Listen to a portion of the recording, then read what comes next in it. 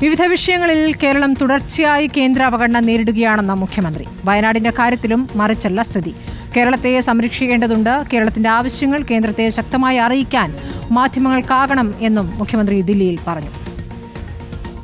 കേരളത്തിന്റെ ആവശ്യങ്ങൾ തുടർച്ചയായി അവഗണിക്കപ്പെടുന്നത് നാം കണ്ടുകൊണ്ടിരിക്കുകയാണ്. ഫിനാൻസ് കമ്മീഷനുകൾ അനുവദിക്കുന്ന വിധത്തിലായാലും കേന്ദ്ര ബജറ്റിലായാലും ധനമന്ത്രാലയത്തിൻ്റെ തീരുമാനങ്ങളിലായാലും ഒക്കെ സംസ്ഥാനത്തിൻ്റെ താല്പര്യങ്ങൾക്ക് വിരുദ്ധമായ സമീപനം ഉണ്ടാവുകയാണ്. ഒരു വശത്ത് നമ്മുടെ നേട്ടങ്ങളുടെ പേരിൽ നമുക്ക് അർഹതപ്പെട്ട വിഹിതം നിഷേധിക്കപ്പെടും. മറുവശത്ത് ദുരന്തങ്ങളുടെ പശ്ചാത്തലത്തിൽ പോലും നമുക്ക് പ്രത്യേക സഹായം നിഷേധിക്കപ്പെടും.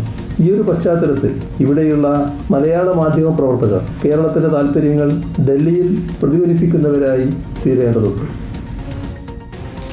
ആദിൽ പാലോട് വിവരങ്ങൾ നൽകും. അതിൽ ഇപ്പോൾ കേന്ദ്ര അവഗണനയെക്കുറിച്ചാണ് മുഖ്യമന്ത്രി അവിടെ പ്രസംഗിച്ചിരിക്കുന്നത്. ഇവിടെ ആകട്ടെ ഹൈക്കോടതിയിൽ സംസ്ഥാന സർക്കാരിനാണ് ഇപ്പോൾ ചൂരൽമല മുണ്ടക്കൈ വിഷയത്തിൽ അതിരൂക്ഷമായ വിമർശനങ്ങൾ നേരിടേണ്ടി വന്നിരിക്കുന്നത്. എന്താണ് മുഖ്യമന്ത്രി ഈ വിഷയത്തിൽ പറയുന്നത്?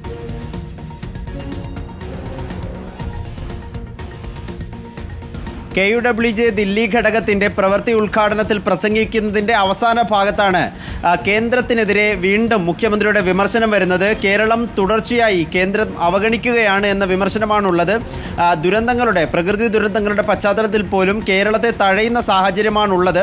ഇതിൽ ദില്ലിയിലെ മാധ്യമ പ്രവർത്തകർ ശക്തമായി അതിൻ്റെ പ്രതിഷേധം കേന്ദ്രത്തെ അറിയിക്കണം എന്നുള്ളതാണ്. കേരളത്തെ സംരക്ഷിക്കേണ്ടതുണ്ട്. ദുരിതാശ്വാസ നിധിയിൽ പോലും കേരളത്തെ തഴയുകയും അവഗണിക്കുകയും ചെയ്യുന്നതിൽ അംഗീകരിക്കാനാകില്ല തുടങ്ങിയതായിരുന്നു പരാമർശങ്ങൾ ഉണ്ടായിരുന്നത്.